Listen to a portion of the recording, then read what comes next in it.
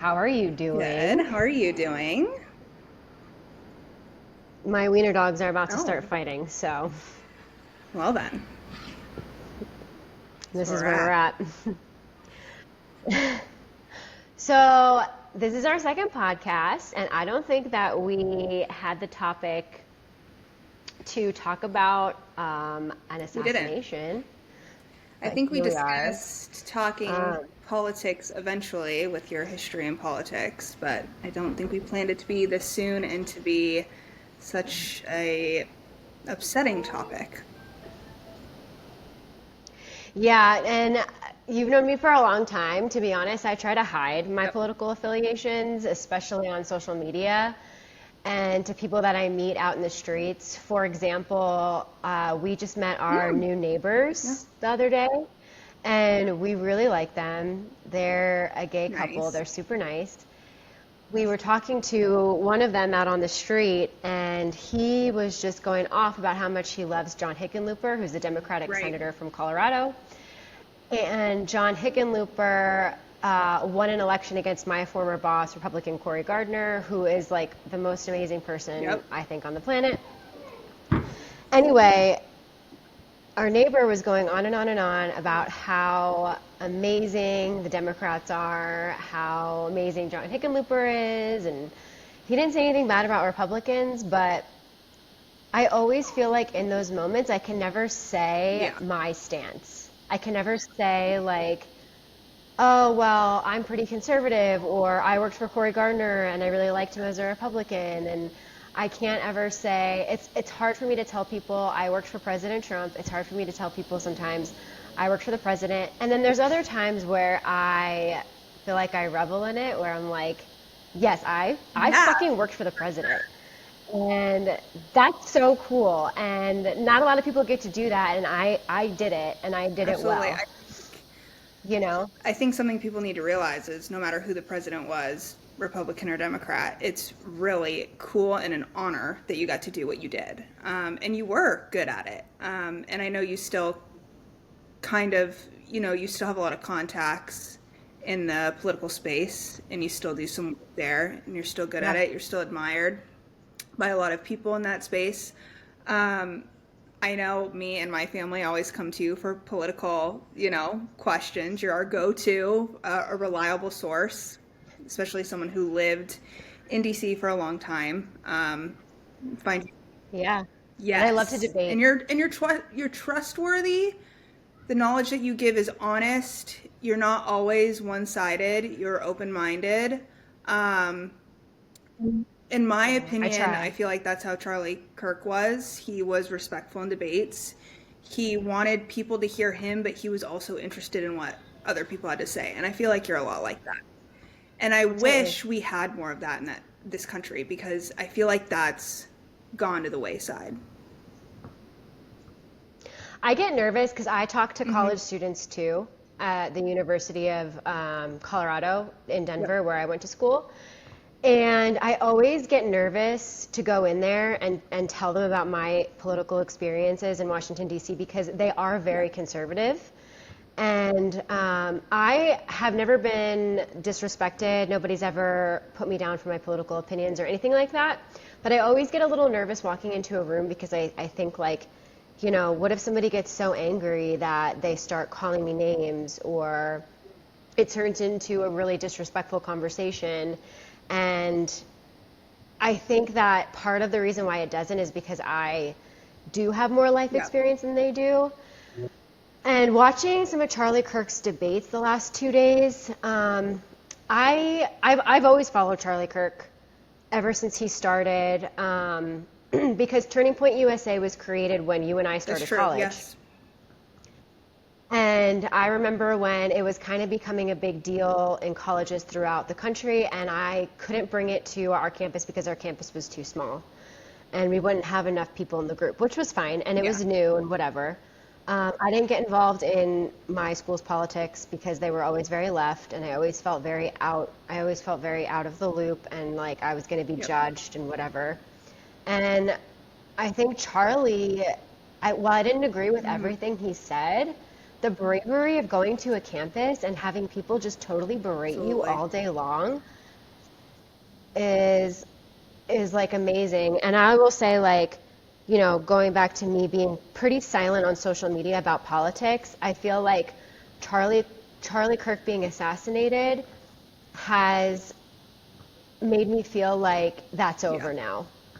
You know, I was always nervous. Like, anytime I would post something political in the past, I would always look at who looked at my stories, and I would be like, ooh, that person Yeah. probably saw it and thought, like, oh, okay, Marielle, whatever.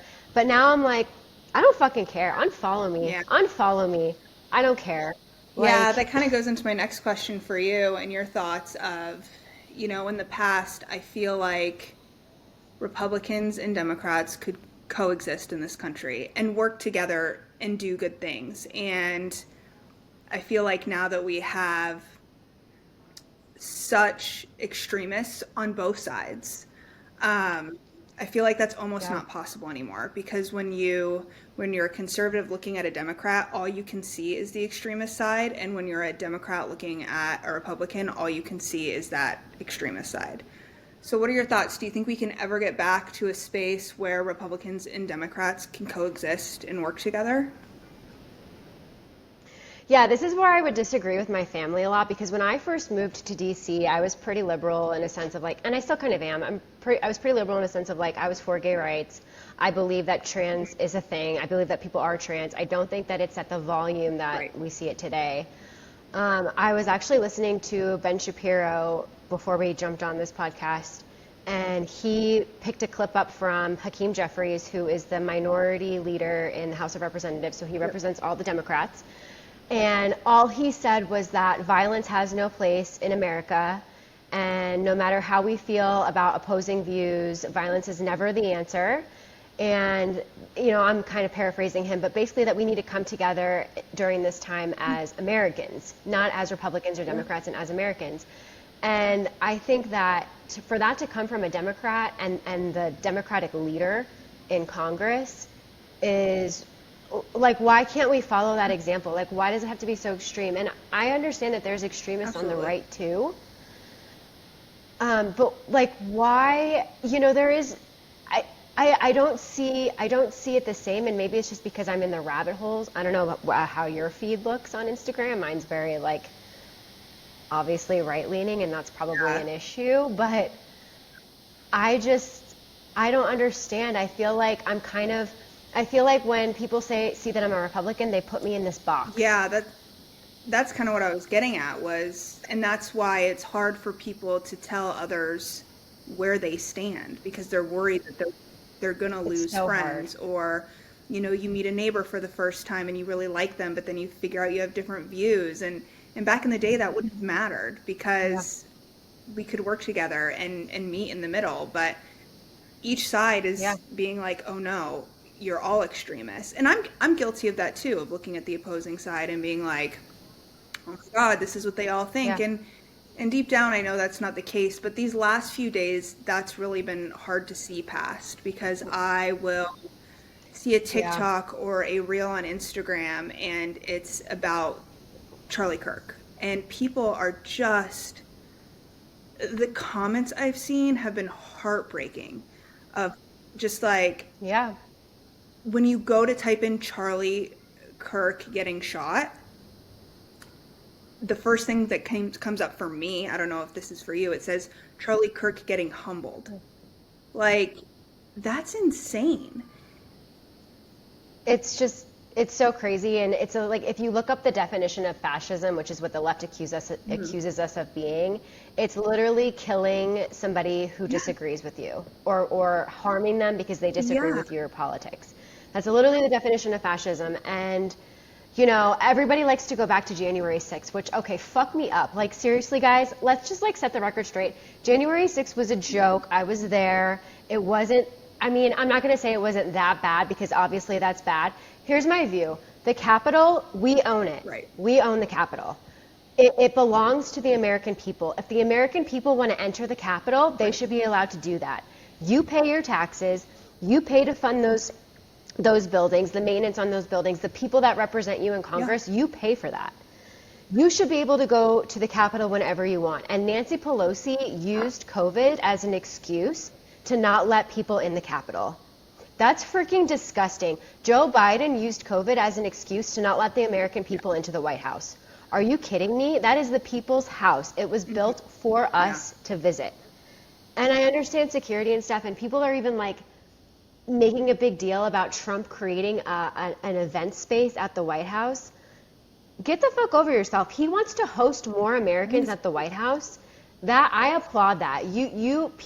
People dog on him and say that he wants to be a king. He wants to be this. He wants to be that. I had a coworker yesterday literally tell me that they were so upset that the government was getting involved in our work. The government is creating new mandates, and they're getting involved in our work. And I was like, oh wow, you're kind of starting to sound like a free market thinker. And he's like, well, yeah, but like no kings. Okay, but Trump is all about the free market. How is that? He's not a monarch, and he's not saying that he's going to be a monarch. It's just like totally mind-blowing to me.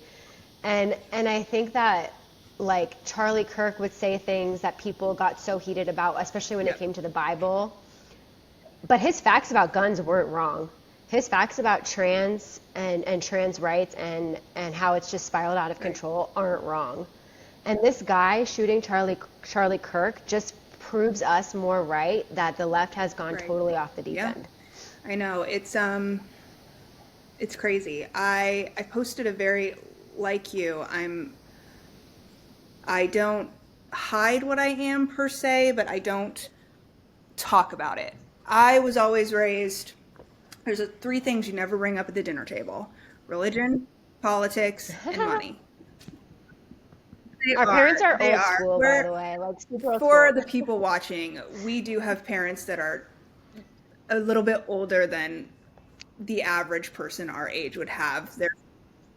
They are literally boomers. They're very old school. And to be honest, whether I want to admit it or not, and I know you're the same way, I've kind of picked up some of those traits. So sometimes I do kind of, smile and nod no matter what people are saying, and don't give my opinion because I don't want to argue. And yes. But isn't it crazy how, like, when you talk to a liberal, especially somebody who's extremely liberal, they talk to you like without you're even one asking. too. They just assume. They just assume you're going to agree with them. And I swear to God, it's a ploy sometimes for them to try and figure out if you're a Republican so that they can argue with you. And it's funny, I've been really lucky in my experiences coexisting with friends who are on the other side. It hasn't always been that way, but the majority. I've got some pretty good friends who we have very different views. We barely talk about it.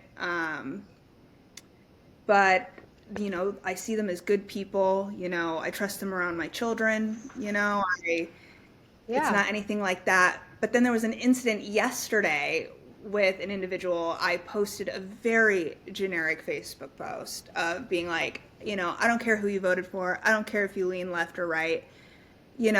Assassinating another American in America is completely uncalled for. Like, it should not be happening at all. And I would say that if a Democrat was assassinated yesterday, it should not be happening. We need to work together. And a distant relative of mine, like a second or third cousin, called me a Nazi on my post publicly, out of nowhere, and called me a Nazi. You a Nazi? And I was like, how am I a Nazi? I didn't kill somebody for their beliefs, and that's basically what a Nazi is, if we think about it. And I stayed very generic, and I shouldn't have said anything back, but I did. And I said, listen, I don't know why you're being this way. I don't know why you're saying this. And they're like, well, you're only commenting now after the assassination of Charlie Kirk. Why didn't you do it when members of Congress were murdered months back? Who? Did she have examples of which members of Congress? Because Scalise was shot by a trans liberal at a baseball game, which I was at, by the way. They tried to kill him. He had to have multiple surgeries, and he's a Republican. How about the 2 times attempted assassination of President Trump, also by somebody who's trans? I think this individual is talking about the Democrats who were murdered at home with their spouses. Oh, they're talking about the Yes. state reps. Were they Democrats? I thought they were. I don't know anything. I mean, I do know about it, but I didn't know. I thought that they were of both parties. I'm pretty sure they were Democrats. But then I even said, like, again, uncalled for. I don't care if they're Republican or Democrat. You shouldn't. That too. They shouldn't have been murdered They either. shouldn't have been Stuff murdered should either happen. at home. Yeah. I think one of them, even their dog was murdered. Totally not okay. Totally not I didn't know okay. that. And then they're like, well, what about school shootings? You don't post about that. Of course, I don't think school shootings should happen. 1, I have children in the public school system. 2, I lived in Colorado. My school was 30 minutes away, less than 30 minutes away, when Columbine happened. And we were locked down. It was traumatizing. Of Yes, I course, remember I that. don't think school shootings are okay. I've never thought that, you know? So just because I said something after Charlie Kirk was killed, which I think we can all agree, the way and I mean, people being murdered in general is not okay. But this man was murdered in front of a ton of young people, Republicans and Democrats alike. There were children there with their parents. His family was there. His children were there. Not only does this affect Charlie Kirk, and he's gone, he's lost his life over this, but there are thousands of people who are now traumatized from seeing that. And I unwillingly saw the video of his neck being just blown off. And Yeah. I was traumatized by that, and I wasn't even there in person. So of course I made a Yeah. post about it. It was horrific. In the middle of the day at a university in Utah, of all places. Like, Yeah. and I get beat up on. And I didn't even say who I voted for. I blamed both sides. I was like, we can't do this. As a whole, we cannot do this. And, still getting beat up. Yeah, I think the Charlie Kirk thing definitely hits differently because it's like he was such a presence on social media and like in the world that to have that voice be Yes. void now is kind of like, because you think about like, I never thought like, oh, I'm scrolling social media and I'm reading Charlie Kirk's posts. Like I never thought that, but I always read them. You know what I mean? I always read his posts. I always saw photos of him and his family and I thought they were so cute, which by the way, how psycho do you have to be to go to the last photo posted on his wife's Instagram, which was like a month ago, and commenting about her kids not having a father now and using the laugh emoji? How psycho do you have to be? And it's like, it's just like the audacity of people to, in their minds, be like, I'm going to type in her name in the search bar, and then I'm going to leave awful. a comment. She's in mourning. She's lost her partner, her best friend, the father of her children. This will affect her for the rest of her life, her children's lives. And she's already having to mourn publicly because her and her husband were public figures. And now people are going to bash her on social media. Like, come on, guys. And then, Trump can't say anything right. And it's like, give me a fucking break. Dude went on Fox and Friends first thing this morning at 4 a.m. New York time and told the public what he was learning along with everybody else. He told the public exactly where they were at in their investigation without giving away too much information, which I totally understand that could be a legal thing. But you know what I mean? It's like, when the hell was the last Democratic president you saw ever just ad hoc go on a news station and tell the American public exactly where they were at with anything in life, with anything in their administration? He is the most transparent president that we've ever had. And I'm so sick of people saying that he hides shit and he's sneaky and he's this and he's that. It's like, okay, Obama did Oprah once, like 10 million years ago. Like, please, give me a break. I think it's just so wild. We've gotten to such an odd place. I hope this changes our political, direction in this world. Unfortunately, the Utah governor said today, I think it was the Utah governor, he said today during his press conference, this could go one of two ways in this country. It could be the end or it could be the start of something really divisive. And I think that that's totally the case.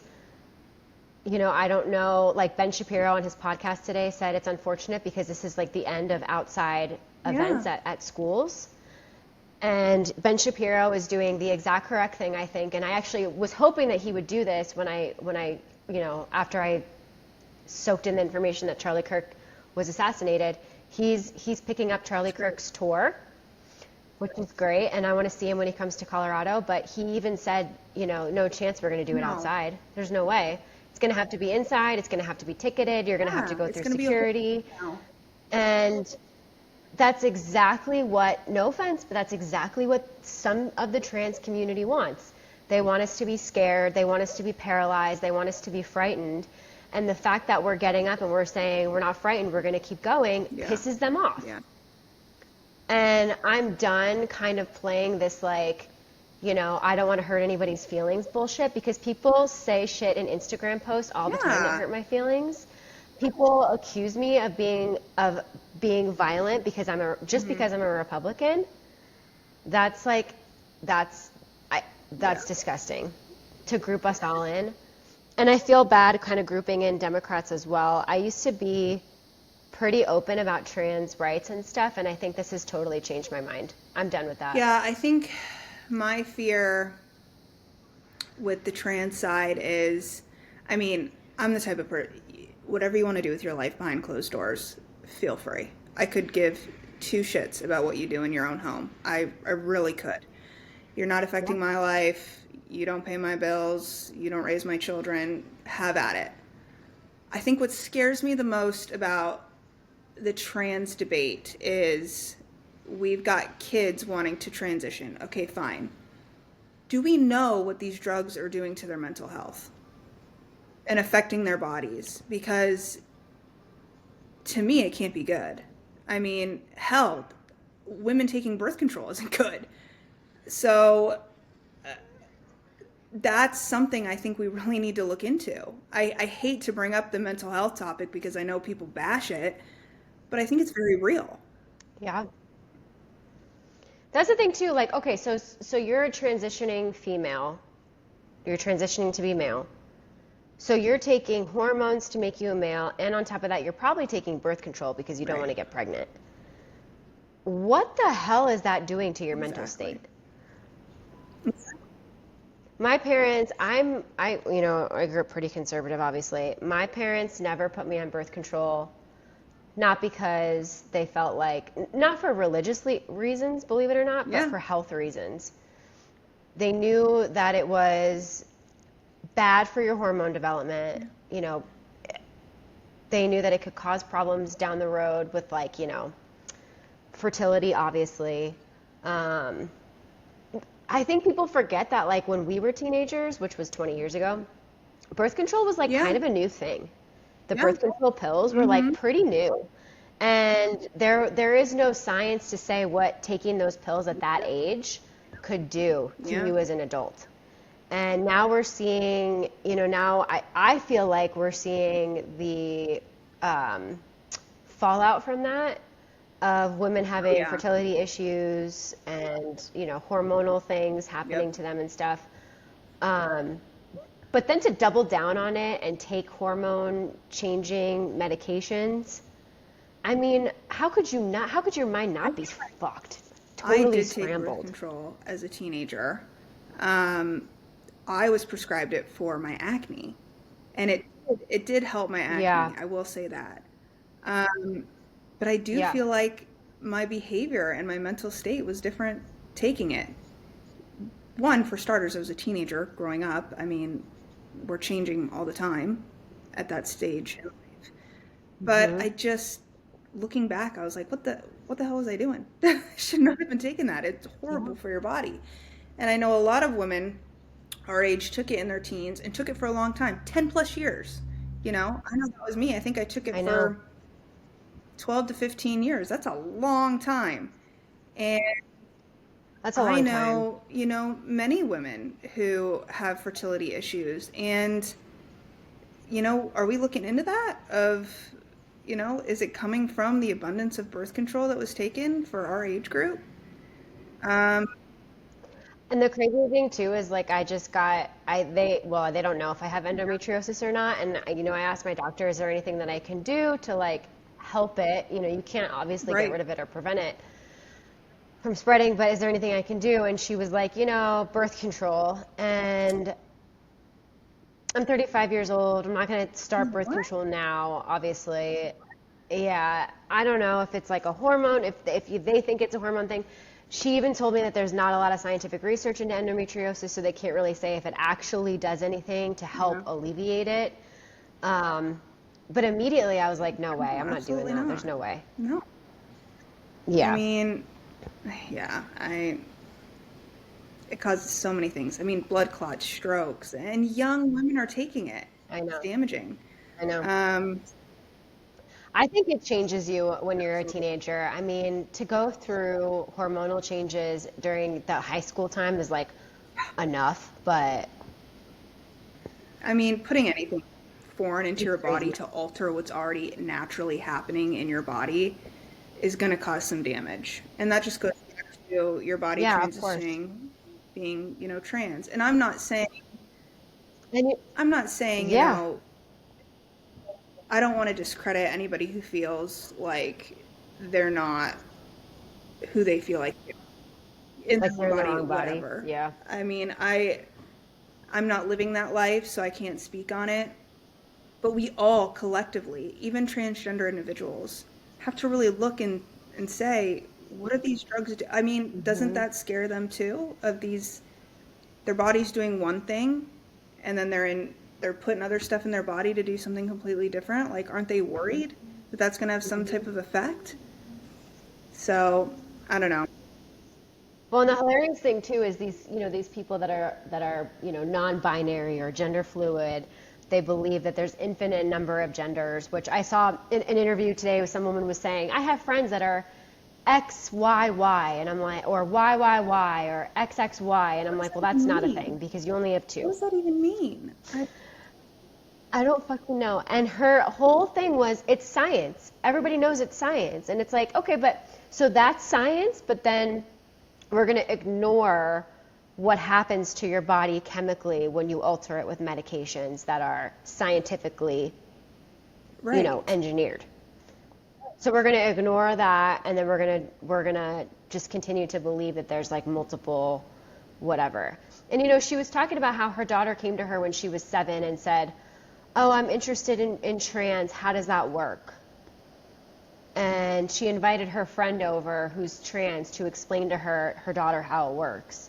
And, her mom's first response when her daughter said, I'm curious about being trans, her mom's response to her daughter was, oh, I'm so happy it's finally coming out.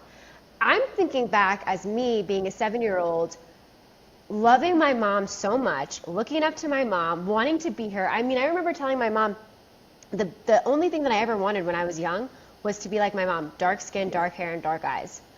And I would have done anything. And all I wanted was her approval. Obviously, she was my role model. I can't imagine being 7 and as a 7-year-old, if my mom was pro-trans, going up to my mom and saying, I want to learn more about it. And my mom, if she had agreed with me, of course it would influence my decision to become trans because I want my mom's approval. I'm 7 years old. Yeah, I've got a daughter who is quite the tomboy and will not wear dresses, doesn't want her hair brushed, wants to wear her brother's clothes. And if I sat her down and told her, you're dressing like a boy, maybe you are a boy, she'd believe me. And she'd want to do it. And I also was a tomboy. I'm still not a very girly individual. But if you would have told me as a kid, I mean, I even played typically more male-dominating sports, golf, hockey, lacrosse. And if somebody would have told me, my parents would have told me, you're doing a lot of boyish stuff, maybe you're a boy, I would have been like, oh, okay. You would have been like, you're an adult. You know better. Yeah, that makes sense. And then there's these people, there's these teachers out there, and they're pulling kids into this safe space. And then the kids are transitioning, and then it's like, who's their support system after they've transitioned? It's not those teachers and Yeah. those school administrators that so-called created this safe space. They kind of just push them out on the street and say, sorry, I severed the relationship with your parents. You're a female now Yeah. trapped in a male's Yeah. body. Good luck. Yeah. I mean, it's just, I don't know. I would be violent too. Me too. I would be violent Because too. you're confused. Like, You're I would be confused. upset. Yeah. I think it's like, I don't know. I think the kid conversations with being trans is incredibly weird. Um, I I just don't see how it's even a thing. Now, if you're a 20-year-old, 30-year-old and wanting to transition, okay, you do you. I'm still worried that you're pumping your body with things that your body's not used to. And I think they should be concerned too. But the kid thing is way off in my book. Yeah. Um, I just think that a culture has been created where it's like there's this community, and if you don't fit into a community anywhere else, then it's like trans people have created this community where they accept everybody because they Yeah. can control you. And they can manipulate you and make you believe it, and then you're just like, another number, another statistic. I saw this another interview. It didn't happen in America. It happened in Saudi Arabia, I think, or somewhere else. I don't know. It was a Muslim being interviewed by another Muslim, and I forget what the question was, but the Muslim guy answered and said, "We love it when people, especially white people, vote Democrat, because that means that you're not thinking for yourself. Wow. You're more emotionally motivated, and you're easier to control because they'll tell you, oh, go believe in trans rights, and you're out there arguing for it and doing it. And then, oh, go believe in abortion, and you're out there and you're telling people to get your mindset like changes to these social values. And that's kind of what pisses me off about when people put me into this like Republican bucket, is they automatically assume I'm Me anti-gay. neither. Not anti-gay. I think they should have all the same rights as me. And I think that their marriages should be all the same as me. I would even go as far as to say maybe they should be allowed to get married in the Absolutely. Catholic Church. Me I don't neither. see a problem with it, whatever. And I have thoughts on abortion too. They don't align with Yeah. Republicans or Democrats. But those are just social issues that we vote on in our Yeah. respective states. And those shouldn't be federally decided issues. Those should be state and local issues. You know what I mean? And it pisses me off when people they make those points their whole political ideology, when there's so many other things that we should be worried about at a Yeah. federal level, like what we're doing globally and how foreign affairs is going, and are we prepared to go to war? What's our status? Where are we at technology wise? I mean, like, we are getting so distracted. China is building up their military. They are threatening to take Taiwan. We have Russia over in the Middle East, and Russia helping North Korea with ballistics and missiles. And we've just And totally lost our way. these individuals are highly educated. I mean, these people are smart, and we're over here concerned about, getting rid of STEM in schools so that we can focus on, I know. stuff that doesn't, I don't want to say that doesn't matter, but stuff that isn't going to get Yeah. you further in life because they're your own personal social issues. You know what I mean? Like, Exactly. and we're just Exactly. dumber. And I think people forget too, like having worked in the federal government, people forget, you know what, people would call our office all the time and they would have an issue with something, and it would be a local or state law. And I would tell them, like, I'm so sorry, like, we write federal legislation here, so we deal with like federal things. You have to call your state and local rep. And people wouldn't even know who it was, which I think is very common, or that they even had local No, representation. I didn't know that until you started working in that space, and then you started making comments like that, and I was like, "What? Who's my rep? What can I go to? What can I do? To Yeah. to help change in my community." So, I mean, I had a friend ask me the other day how many senators are in Congress.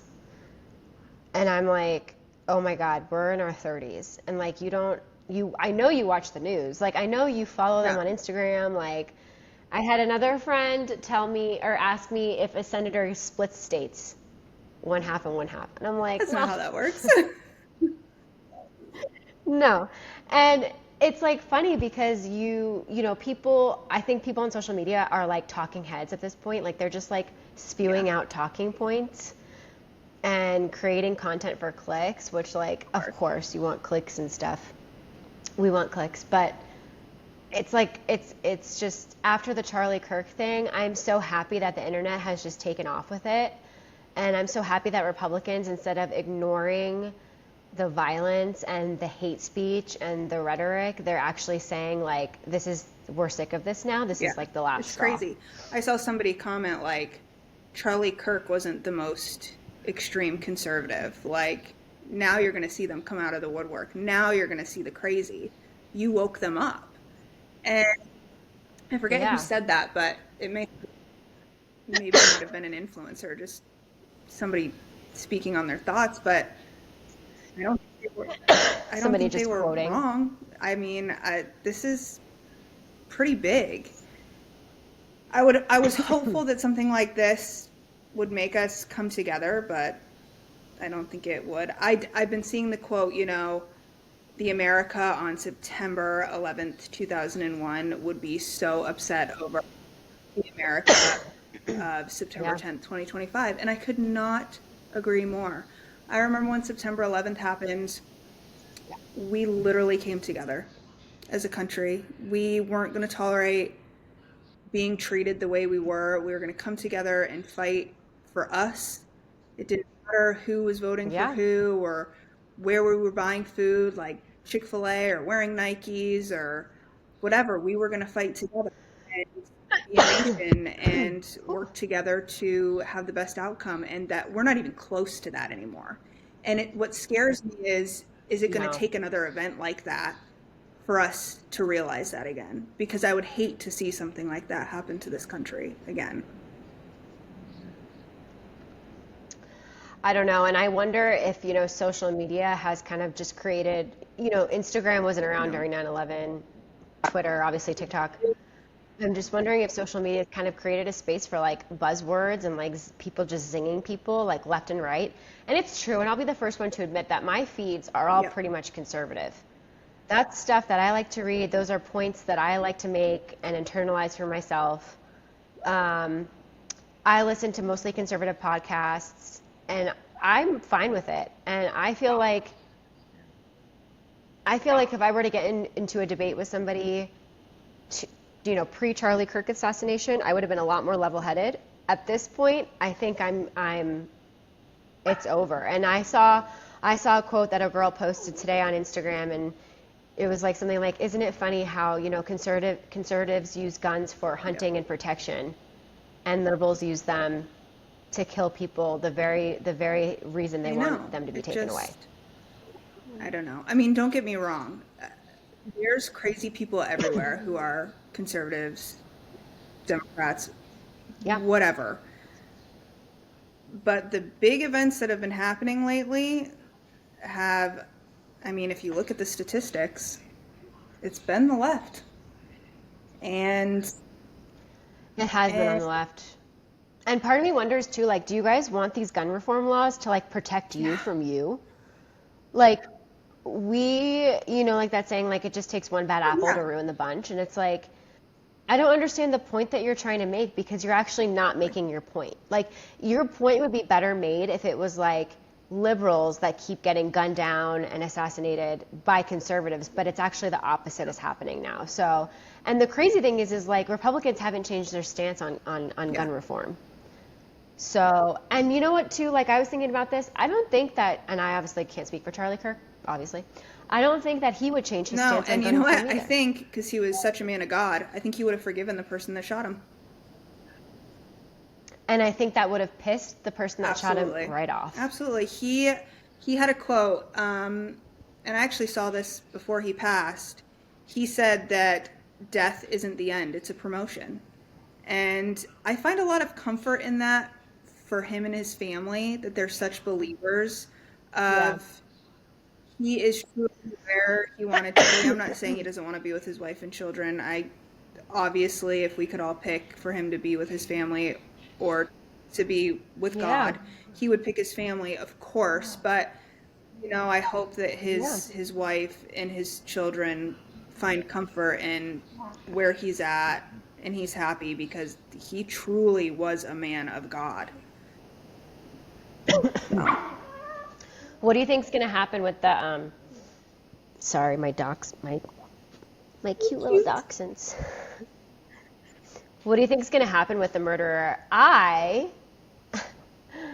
Unpopular opinion. I feel like he should obviously get the death penalty, and I feel like it should be televised on national television. I mean- and I feel like if CNN decides not to televise it, then Trump needs to write an executive order and tell every single news station out there that this death will be televised. I'm not going to say his name, but the person who assassinated Charlie made his death very public and on national TV. I got to see it without even wanting to see it. And that's pretty scary, especially knowing that young children have access to a lot of electronics these days on YouTube. I know there's like a kids YouTube now. It's not great. It doesn't censor a lot. We don't even let our kids watch that because it doesn't work. His kids are going to see that one day. Their dad get assassinated. That's the left trying to indoctrinate you again. They have kids YouTube, but they want to put on liberal channels and try and indoctrinate your children. We tried it on our TV. We don't have cable in our house, so we were like, why not try kids YouTube?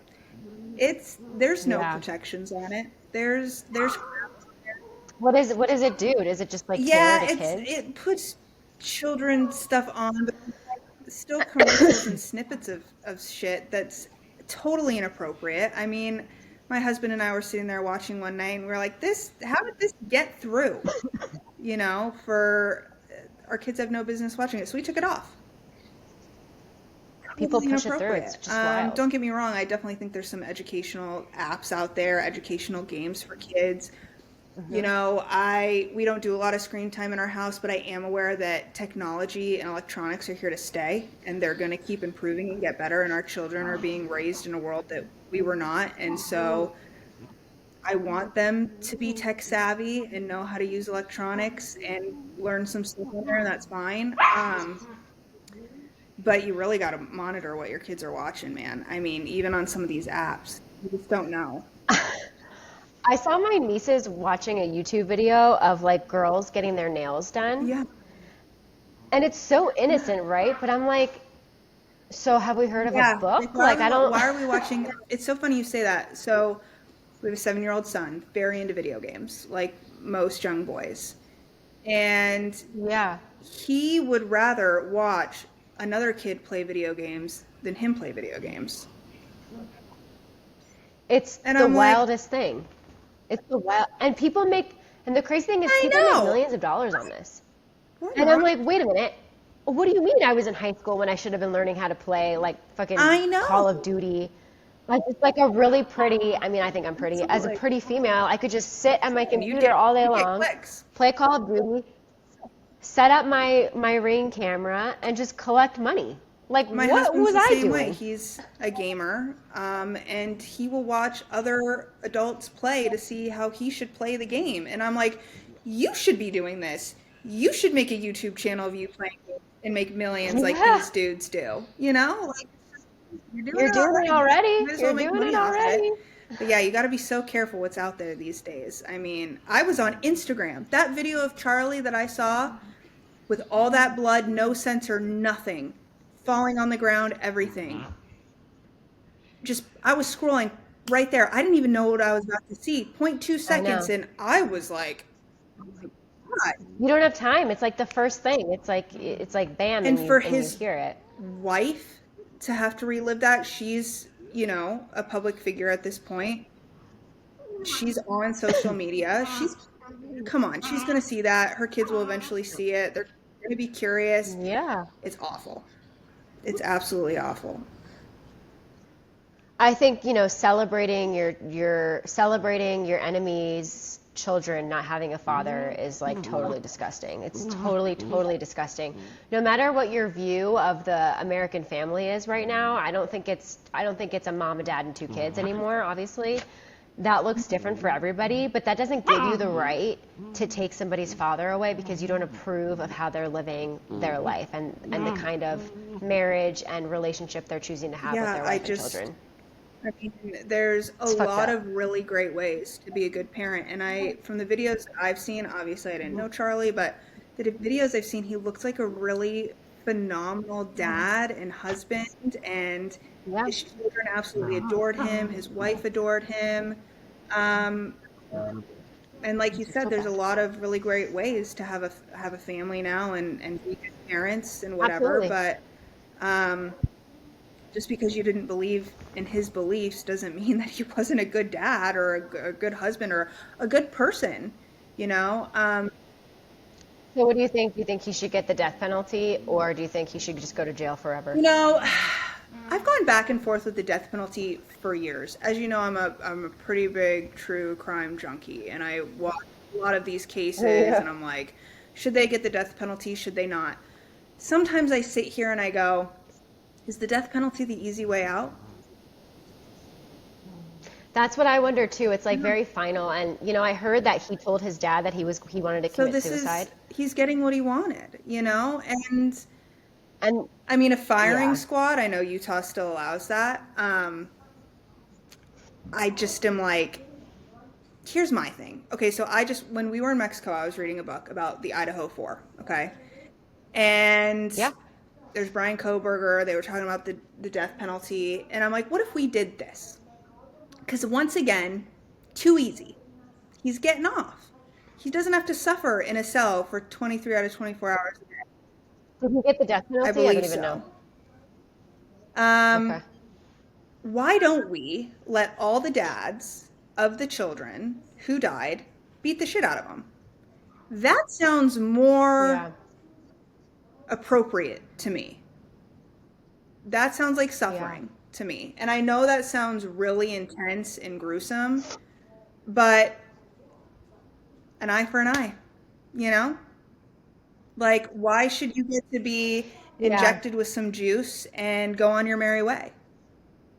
Well, that's how I feel, you know. I'm like, he should feel, I would, and I am not a nasty person. I try to, like, you know. Definitely. Everybody has a fair shot at a trial and all that, and I believe that. He should feel fear when he's about to die, like he's never felt before. And he wants to be a girl. Let's make him a girl. That's fine. Before he dies. Final wish. Let's make him a girl. Let's make him a girl before he dies. But I don't know. I go back and forth on the death penalty. Do I think he deserves to live? No. He took somebody else's life. No. But at the same time, I look at it and I'm like, that's the easy way out. He doesn't have to suffer, and I think he should suffer. I think he should suffer too, but here's the problem. He might thrive in prison. He might. I'm taking you off of the couch.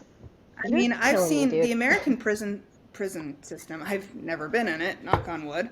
But I've seen documentaries and I'm like, I mean, he could thrive. He could thrive there. He could create, you know, he might be one of those people that is unassumingly good at connecting with other people and creating relationships.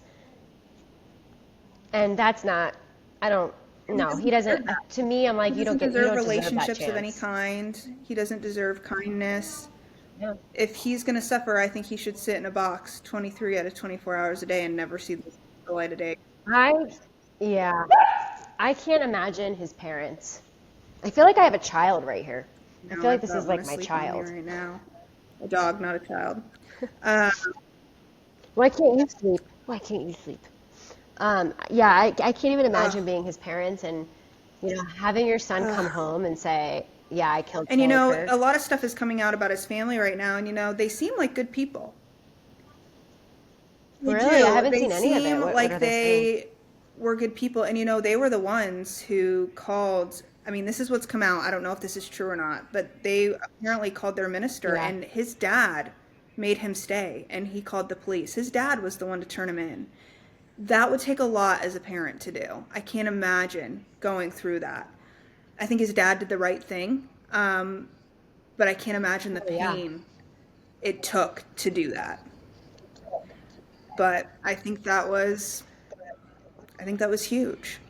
Um, I think that people in Utah too, like even the governor was kind of alluding to it this morning during his press conference. It's a very wholesome yeah, community, you know?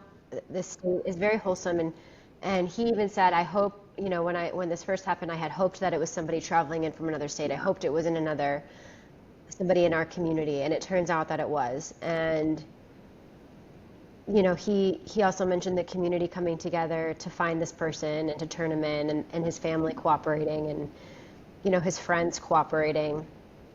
Um, it seems like he kind of wanted to be found because I heard he started texting I his like heard that roommate too. about it, which is wild. I mean, hello, like, and apparently it's just come out too. He's a pretty smart guy. He was like in engineering I'm school, sure he was. and I mean, a lot of these times, Brian Koberger, highly intelligent, very, very yeah, smart.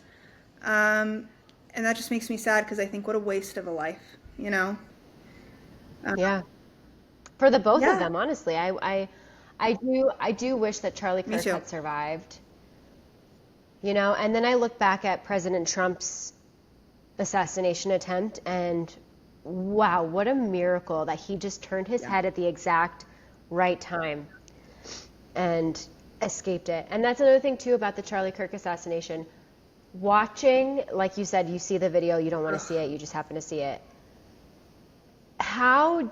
And it could have just been a coincidence, how did the shooter hit him at the exact right time when he was going to answer a question about gun violence? Oh I my mean, it God. was just, the timing was like impeccable. And that kind of raises some red flags for me, I guess, because it's like, how come nobody's asking about the And timing of it? I mean, it wasn't a good shot because somebody died, but it was a good shot. I mean, the first attempt and he Yeah. bled out. I mean, instantly. Yeah. I assumed that this was somebody from the military, retired sniper. That's what I thought too. I thought it was somebody with Yep, PTSD real bad. because we all know we're not helping our veterans. No, there's more we could do for sure. But I was watching a retired sniper today talk about this, and he thinks that he was probably aiming for his chest, and he talked about Oh, the math of it and these ARs and how it works. That is way over my head, but I was listening to yeah, him, me and it too. sounds like that's not even where he was aiming, but it just he lucked out. Yeah, I saw that, you know, there was a sniper from the Marines that was doing an interview, and he was saying, you're never taught to aim for the neck. Right. That's not an area that you're Yeah. taught to aim. So that's how he's like, that's how I knew that he wasn't a professional sniper, because that's not a Yeah. place that you aim, which I think is interesting. And, you know, for me, I was talking about this with my boyfriend. I wouldn't Oh be my able to do that God, no. shot. It's 200 yards away, but with all the people moving around and with the target The being so wind, far away, as like somebody who doesn't shoot guns regularly, I would not be able the to do winds. that. I mean, and it all plays a part, you know. Um, Yeah, and if you don't realize that, it's like, it just it's you insane. know, I kind of almost wondered, did he mean to kill him or was he just trying to scare him? I don't know. oh, like shoot a little off Yeah, the to scare side. him a little bit. I mean, he wrote a song that said You're Charlie right. Kirk I do dead at forget about that. 31. That did just come out. You're right. That, You know, he might have been suicidal, and he might have secretly hoped that it would have been like a suicide by cop type thing, and he's going to take down yeah. Charlie anyway. I'm sure I saw, did you see the debate that he had with Charlie I think it was a year prior to this? I think a lot of people go into their debates with Charlie Kirk thinking that they can outsmart him or outdebate him, but what they forget is that Charlie Kirk, that was his job. He spent his whole life going from campus to Yeah. campus debating people.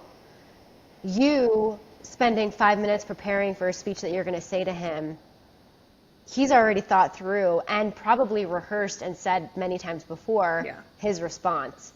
And I think this guy was just so butthurt that he didn't, get Charlie when he debated him.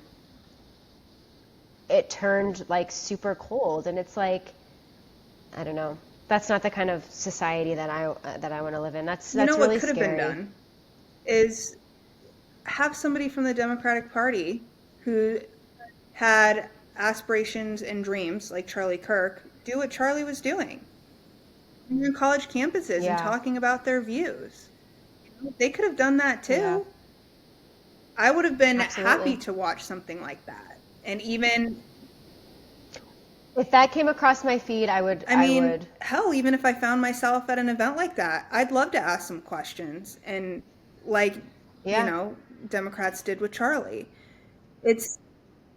But the thing is you and I walk away from events like that, and we think we're we might be heated or might be upset for 2 minutes, and then we're moving on with our lives. We don't dwell on it. We don't create a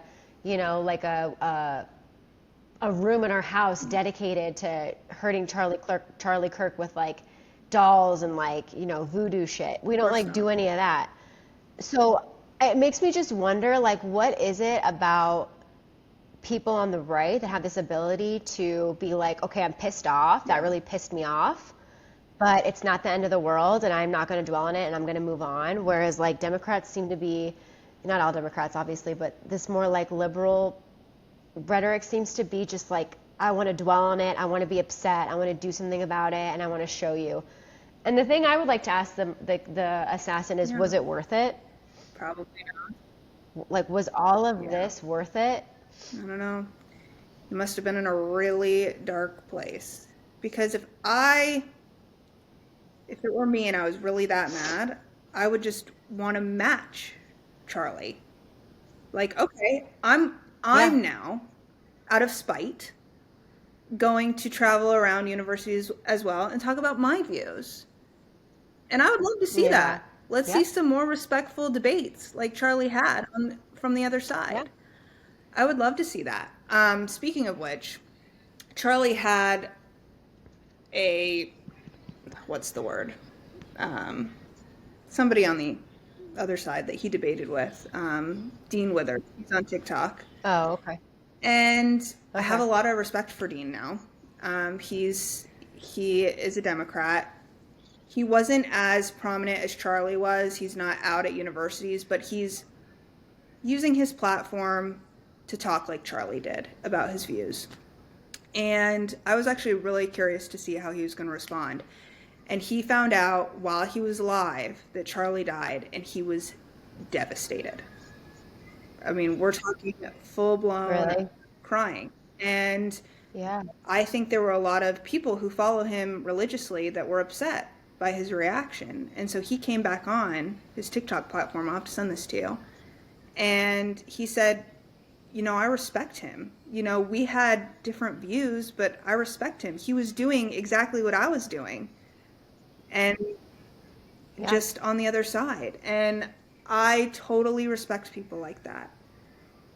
And I wish more people were like that. Again, going back to, can we ever coexist together again? But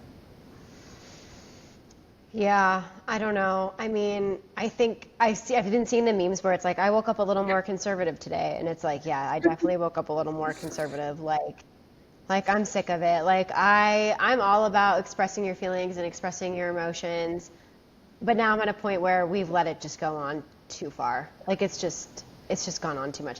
It's when you have a friend just ranting to you about their life and how awful it is. You reach a certain point where you're so what are you going to do? Yeah, so what are you doing to fix that? You know what I mean? What scares me is, you tell yourself as a person, and then when you become a parent, you tell your children to go out in the world and never hide behind, what you believe and stand up for what you believe in. And Charlie did that, and it got him killed. So what do you do as an individual when you've always been told by your parents, go out, always stand up for what you believe in, and then now you're a parent, go out, always stand up for what you believe in? but now you know that people are getting killed for it. For me, I think, and I don't have kids, but for me personally, I think it made me feel like, well, now we have to stand up even louder and taller and like keep going, you know? And I love that Ben Shapiro is taking it over. His wife, he has a wife and 4 children, and his wife, I'm sure, is not I'm sure they're all excited terrified, about that. as I would be as well. And I'm sure that, you know, and he even said on his podcast today, he said, I get a lot of death threats. I don't rule out white supremacists sending me death threats. You know, people think like Republicans target liberals and liberals target Republicans and that's it. There's conflict within our bases, for sure. I think that there's a little bit more conflict between white supremacists and conservatives, like neoconservatives, than there is with liberals and, you know, far right liberals that are socialist, communist, whatever. I think that there's a little bit more, like, I think, you know, more common sense Republicans are more likely to say, okay, your views are a little nuts. You need to like you need to chill out. You know what I mean? But, you know, Ben Shapiro said, I never rule it out because you just don't, you have no idea. And I do want to try and see him in person. I feel like it would be a great way. I feel like people need to go out and see him because it's a great way to say to the rest of the world that you didn't stop us. We're still moving forward. And we're going to move forward in an even bigger way. Well, if he's continuing the exact tour, I know that Charlie was supposed to be in your area. I won't say where you're at, but he's supposed to be in your area. And he was also supposed to be in my area. Oh, really? So, I mean, if he continues, I think my husband and I would definitely be interested in going to something like that. We talked yesterday how we would have loved to have seen Charlie. I loved watching his videos. I loved watching him challenge people in their thoughts, and I loved people challenging Charlie in his thoughts. It was really cool to see in such a respectful manner.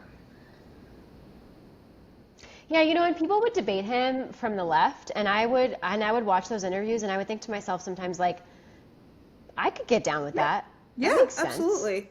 Absolutely. But you and I are also both very open-minded people. Oh, you're freezing. Yes. Nope, you're kind of...